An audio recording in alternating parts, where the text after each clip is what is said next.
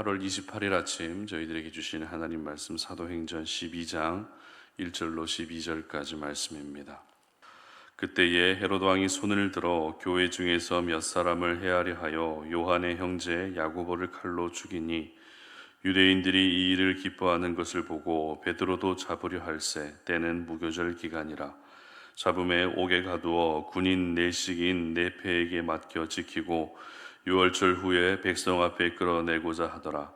이에 베드로는 옥에 갇혔고 교회는 그를 위하여 간절히 하나님께 기도하더라.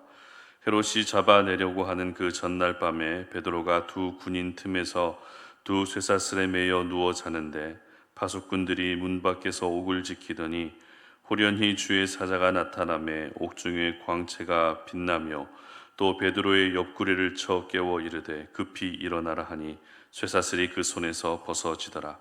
천사가 이르되 띠를 띠고 신을 신으라 하거늘 베드로가 그대로 하니 천사가 또 이르되 겉옷을 입고 따라오라 한데 베드로가 나와서 따라갈새 천사가 하는 것이 생시인 줄 알지 못하고 환상을 보는가 하니라. 이에 첫째와 둘째 파수를 지나 시내로 통한 쇠문에 이르니 문이 저절로 열리는지라. 나와서 한 거리를 지나매 천사가 곧 떠나더라. 이에 베드로가 정신이 들어 이르되 내가 이제야 참으로 주께서 그의 천사를 보내어 나를 헤롯의 손과 유대 백성의 모든 기대에서 벗어나게 하신 줄 알겠노라 하여 깨닫고 마가라 하는 요한의 어머니 마리아의 집에 가니 여러 사람이 거기에 모여 기도하고 있더라. 아멘. 위기는 기도하라는 사인입니다 라는 제목으로 오늘 아침 말씀 전합니다. 뜨거운 태양에 가장 잘 적응하는 동물은 낙타입니다. 다른 대부분의 동물들은 태양이 내리쬐면 얼굴을 돌려서 등을 보이지만 낙타는 이와 정반대입니다. 낙타는 태양을 보는 것이, 태양을 마주보는 것이 더 유익하다는 것을 잘 알고 있는 동물인데요. 물론 태양을 마주보면 얼굴은 뜨겁습니다. 그러나 몸통 쪽으로는 그늘이 생겨서 체온이 덜 오르고 수분도 덜 날아가게 됩니다. 잠시의 뜨거움을 피하기 위해서는 얼굴을 돌려야 되지만 사막에서의 적응을 위해서는 오히려 태양을 마주 봐야 살아남을 수 있는 것입니다. 사람이나 동물이나 모든 생명은 살아가면서 위기를 겪게 됩니다. 그런데 그 위기를 잘 이겨내는 경우도 있는 반면에 위기로 인해서 모든 것이 무너져 버리는 일도 있습니다. 오늘 본문이 바로 예루살렘 교회에 다시 찾아온 위기를 어떻게 이겨냈는가 하는 것을 보여주고 있습니다. 예루살렘 교회는 짧은 시간 동안에 급성장한 교회였죠. 그렇다 보니 로마 당국과 유대 종교 지도자들에게는 예루살렘 교회가 늘 눈의 가시처럼 여겨졌습니다. 지난번 스데반의 순교로 인해 예루살렘 교회에 심한 핍박이 있었고 그로 인해 성도들이 뿔뿔이 흩어지는 일이 있었습니다. 그런데 이번에 다시 찾아온 위기는 지난번보다 어찌 보면 더 심한 위기였습니다.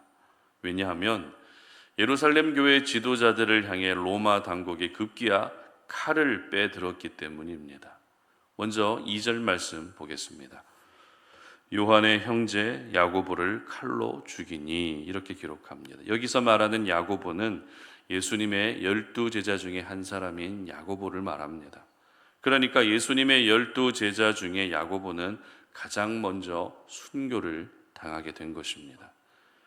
이렇게 로마 당국이 직접 움직였다는 것은 그만큼 예루살렘 교회가 계속 성장하는 것이 신경 쓰였기 때문입니다.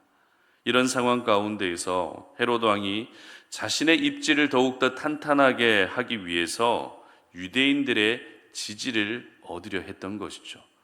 그렇게 유대인들이 싫어하는 사도들 중에 한 사람이라도 죽이고 사도들을 처리하게 되면 내 입지가 더 탄탄해지게 될 것이다 라고 여겼던 것이죠. 특별히 헤롯 왕이 야고보를 죽이고 나서 유대인들의 반응을 기록하고 있는 3절 상반절 말씀 보겠습니다. 유대인들이 이 일을 기뻐하는 것을 보고 이렇게 기록하죠. 유대인들이 기뻐했다는 것입니다. 이것을 보면 당시 많은 유대인들이 예수님을 믿었지만 아직도 여전히 유대 종교 지도자들은 사도들을 죽이고 싶어하는 마음으로 하나가 되고 있었다라는 것을 알 수 있습니다. 이로써 헤로드 왕은 유대인들의 환심을 사는 데는 일단 성공하게 됩니다. 그리고 거기에서 멈추지 않고 이제는 베드로까지 죽이기 위해 감옥에 가두게 됩니다. 베드로 역시 이번의 위기는 지난번 공회원들에게 잡혔을 때와는 사뭇 다른 분위기라는 것을 감지했을 겁니다. 왜냐하면 동역자 야고보가 이미 순교당하는 것을 지켜봤기 때문입니다. 물론 베드로가 자신도 순교당하게 될 것을 두려워하지는 않았을 겁니다. 하지만 이번 위기는 결코 가볍게 넘어갈 수 없는 심각한 위기라는 것만큼은 바로 알 수 있었을 겁니다. 그런데 사형 집행 전날 밤 베드로가 갇힌 감옥에서 믿기 어려운 일이 일어나게 됩니다. 바로 베드로를 살려주시기 위한 하나님의 구원 작전이 펼쳐지게 된 것이죠. 7절 말씀을 함께 읽어보도록 합니다. 호련히 주의 사자가 나타나매 옥중에 광채가 빛나며 또 베드로의 옆구리를 쳐 깨워 이르되 급히 일어나라 하니 쇠사슬이 그 손에서 벗어지더라. 아멘. 하나님이 보내신 천사가 베드로를 깨웁니다. 그리고 베드로를 결박하고 있던 쇠사슬이 벗겨지게 됩니다. 그리고 이어지는 말씀에서는 띠를 띠고 신을 신고 또 겉옷을 입고 따라오라고 하는 굉장히 구체적인 내용으로 지시하는 것을 볼 수 있습니다. 그리고 첫 번째 파수와 두 번째 파수꾼을 지나게 되고 시내로 통한 쇠문 앞에 섰을 때 그 문이 저절로 열리게 되면서 베드로는 사형 전날 밤 기적적으로 무사히 빠져나오게 됩니다. 이처럼 하나님은 과학적으로 설명이 불가한 방법으로 베드로를 감옥에서 꺼내주신 것입니다. 이 구원의 과정이 얼마나 놀라웠는가 하면 9절 말씀 함께 읽어보도록 합니다.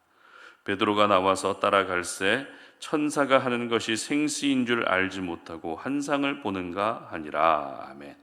베드로조차도 이 일이 꿈인지 생시인지 분간이 가지 않을 정도였다고 기록한다는 것입니다. 이로써 베드로는 죽지 않고 살 수 있었습니다. 물론 야고보의 죽음은 안타까운 순교지만 아직 베드로는 더 감당해야 될 사명이 있었기에 하나님이 베드로를 살려주신 것입니다.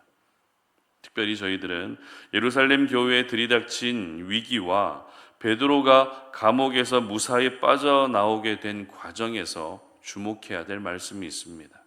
5절 말씀 함께 읽어봅니다. 이에 베드로는 옥에 갇혔고 교회는 그를 위하여 간절히 하나님께 기도하더라. 아멘. 바로 예루살렘 교회가 이 위기 가운데에서 어떻게 했다고요? 기도했다라고 하는 말씀입니다. 성경은 예루살렘 교회가 기도했다는 말씀을 어디에 배치하고 있는가 하면 예루살렘 교회에 들이닥친 위기와 또 베드로가 감옥에서 빠져나오게 된 사건 중간에 배치하고 있다는 것입니다. 이것을 통해서 알 수 있는 사실은 위기를 돌파할 수 있는 방법은 기도하는 것이라는 사실도 맞지만 위기는 오늘 제목과 같이 기도하라는 사인이라는 점을 기억할 수 있어야 되는 것입니다. 초대교회 최초의 순교는 스데반의 순교였죠. 그리고 오늘 본문에서는 야고보 사도가 순교당하게 됩니다. 물론 누가 순교당했느냐가 더 귀한 순교이고 또 덜 귀한 순교는 아닙니다. 그러나 상징적으로 보게 되면 초대교회 지도자 중에 한 사람이었던 야고보의 순교는 예루살렘 교회 성도들의 입장에서 더 큰 충격과 위기로 다가올 수밖에 없는 사건이었습니다. 그리고 지난번 스데반의 순교는 사내들인 공회원들이 중심이 돼서 스데반을 죽인 것이지만 이번 야고보의 순교는 로마 당국에 의해서 이루어진 일이었기 때문에 그것을 지켜보는 성도들의 마음은 더 두려워질 수밖에 없었을 겁니다. 하지만 엄청난 두려움이 엄습해 오고 있는 중에도 예루살렘 교회가 가장 먼저 실행에 옮긴 것은 바로 기도하는 것이었다는 사실입니다. 그리고 기도했다는 말씀에 바로 이어서 베드로가 감옥에서 빠져나오게 됐다는 것을 기록하고 있기 때문에 위기는 기도하라는 사인임과 동시에 결국 위기 가운데서 우리는 기도해야만 하나님이 그 위기에서 건져내어 주신다라는 것을 이렇게 직접적으로 보여주고 있는 것입니다. 그렇습니다. 위기는 분명 우리를 위협하는 것이 맞습니다. 위기는 우리의 마음을 더 불안하게 하는 것도 맞습니다. 그러나 관점을 달리하며 위기를 받아들이게 되면 위기는 하나님께 기도하라는 사인인 것입니다. 위기가 많으면 많을수록 더 기도하는 것이 위기를 대하는 지혜로운 자세인 것입니다. 흔히 위기는 기회라는 말을 하죠. 세상 속에서는 위기가 다시 반전의 기회가 되기 때문에 위기를 기회라고 말합니다. 그러나 믿음 안에서는 위기는 기도할 수 있는 시간이기 때문에 또 다른 기회가 되는 것입니다. 그러므로 여러분에게 위기라는 말이 들리고 또 위기의 상황이 생길 때마다 반사적으로 기도라는 단어가 자연스럽게 떠오를 수 있었으면 좋겠습니다. 아, 하나님께서 기도하라고 이런 위기를 주시는구나. 기도의 무릎을 꿇게 하시기 위해서 나로 하여금 위기를 겪게 하시는구나 라고 하는 영적인 생각을 할 수 있었으면 좋겠습니다. 그러고 보면 하나님이 우리를 기도시키시기 위해서 정말 다양한 방법을 사용하시는 것을 볼 수 있습니다. 이것을 바꾸어 생각하면 기도가 그만큼 중요하다는 것입니다. 기도가 생명이라는 것입니다. 기도가 하나님의 능력을 경험하게 하는 유일한 통로가 된다는 것입니다. 마지막으로 12절 말씀 함께 읽어보도록 하겠습니다. 깨닫고 마가라 하는 요한의 어머니 마리아의 집에 가니 여러 사람이 거기에 모여 기도하고 있더라. 아멘. 감옥에서 빠져나온 베드로가 향하는 곳은 마가 요한의 어머니의 집이었는데요. 그런데 거기에 있던 사람들도 무엇을 하고 있었다라고 기록하고 있습니까? 역시 기도하고 있었다라고 기록하고 있다는 것입니다. 그러니까 예루살렘 교회에 찾아온 위기로 인해서 예루살렘 교회에서만 기도하는 것이 아니라 각각 자신의 자리에서도 이렇게 열심히 기도했다는 것입니다. 그리고 기도하고 있던 성도들의 눈앞에 나타난 사람은 그렇게 한마음으로 열심히 구원을 위해 기도했던 베드로가 나타난 것입니다. 무슨 말입니까? 기도하면 기도의 현장에서 기도 응답의 역사가 나타난다는 것입니다. 기도하는 현장은 단순히 기도만 하는 자리가 아니라 기도 응답도 함께 경험하게 되는 자리라는 것입니다.